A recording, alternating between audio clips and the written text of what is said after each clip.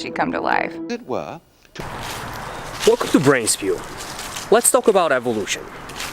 Evolution is the process of gradual development of something from the simple to the more complex.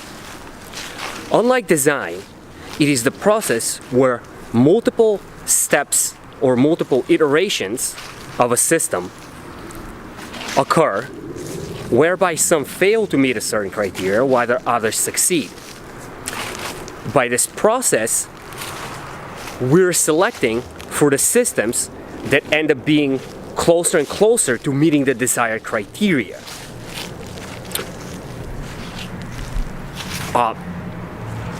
Design, on the other hand, is the process by where the system is previously built in such a way as to meet the specific demand or requirement. The most common misunderstanding that occurs when we're talking about evolution is the fact that people are often confused or don't understand how can a very complex system be the product of a process such as evolution. And that's just a simple oversight on where the cost is in regard to producing a system when it comes to evolution versus design. When we look at design, the cost ends up being in the management of the design process, meaning that the more we increase the complexity of the system, the more we need resources to manage the design process, because the design process occurs previous to the production of the system, and the system that we're producing is required to meet the specification by the time we're producing it. Thereby, in the stage of design, we have to spend the most resources to manage all the different layers of complexity. Whereas in evolution, the cost occurs at the stage of production, meaning that there's almost no cost to design, that multiple iterations of the systems are produced, and whichever ones fail to meet the demand are thrown aside, and whichever ones meet the demand stay. And based off of the ones that stay, the next iterations are built, carrying some of the characteristics of the successful systems and adding new modifications. And then the process is repeated over and over and over. And as you can see, that can be very costly in the sense that there is a large amount of systems not meeting the demand that are produced, and they're essentially thrown away. So you have cost that is incurred at the level of production of the system, versus in design that you have cost that is incurred at the level of design. Now, when it comes to complexity, evolution is actually capable of producing much more complex systems than design, and provided that there is ultimately an infinite amount of resources at the level of production. Now, what do I mean by that? When we're designing something, for every layer of complexity, we end up needing more resources to manage the design process. Now, when it comes to something like nature, where things have happened in an evolutionary fashion, we have an unlimited amount of time and resources, because the resources are recycled within the system. If you look at something like biological evolution, you can see that there is no leak of energy, so to speak, that all the resources are in essence recycled within the system. So even organisms that fail to survive or thrive are not really thrown away, they're merely recycled. Also, there is no time limitation. There is no specific due date as to when specific life form needs to occur or not occur. As such, there is no negative repercussions for engaging in a process such as evolution. When we look at the complexity of life and organic biological systems, we can clearly see the level of complexity that is possible through the process of evolution. However, if we're short-sighted and we look at it from the time frame that a human being feels is natural, we don't see how that's possible. And the reason for that is that we're seeing it through our point of view, our focal point, which is very much so limited at looking at things as being very scarce on resources, and especially the most important resource, which is time. Now, if we look at it on the scale of cosmological development, we can see that we have a much broader range of time and resources to work with.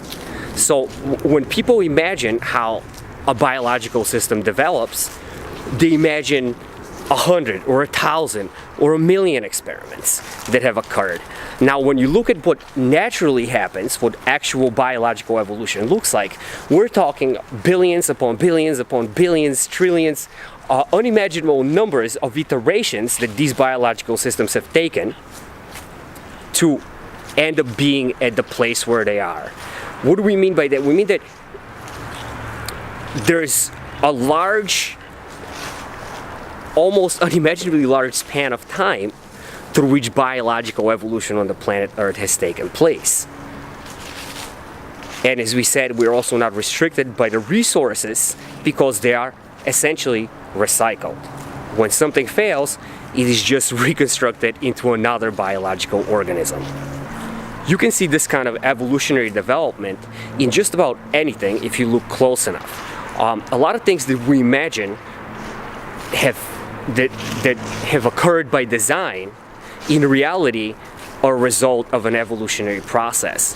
If you look at the development of any complex systems, from large organizations, corporate structures, social structures, even the development of technology, if you look close enough, you see that design plays some role, but majority of things, or the development of the whole, is in reality a result of an evolutionary process. A lot of the technologies that we are become dependent on, and they are our daily lives, in reality have been discovered either by accident or might have had they might have been designed with a different purpose in mind than what in reality ended up becoming of these technologies.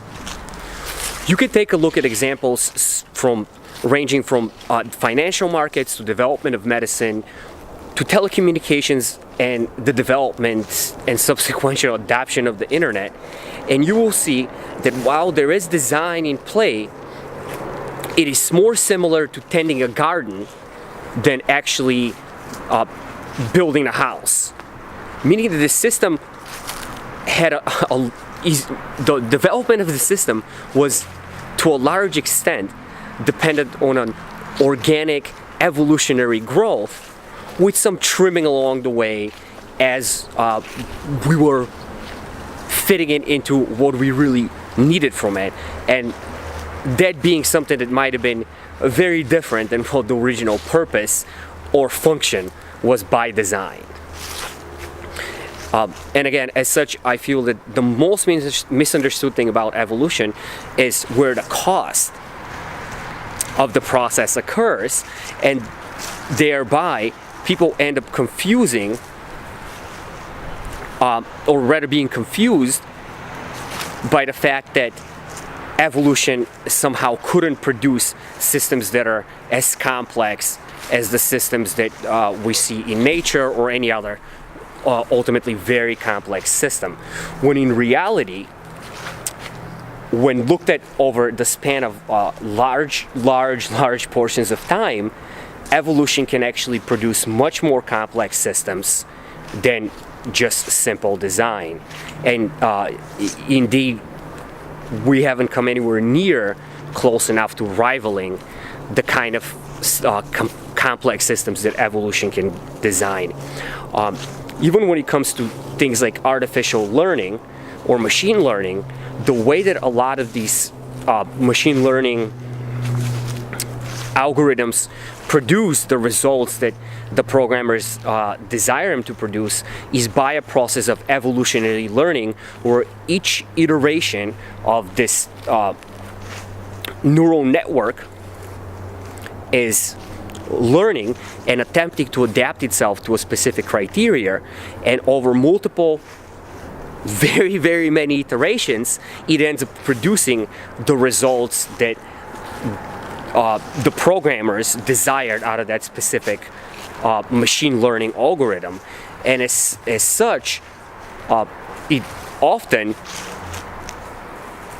there is not clear understanding of the designer of a specific machine learning system on how what is the particular way that that specific neural network is achieving the desired results.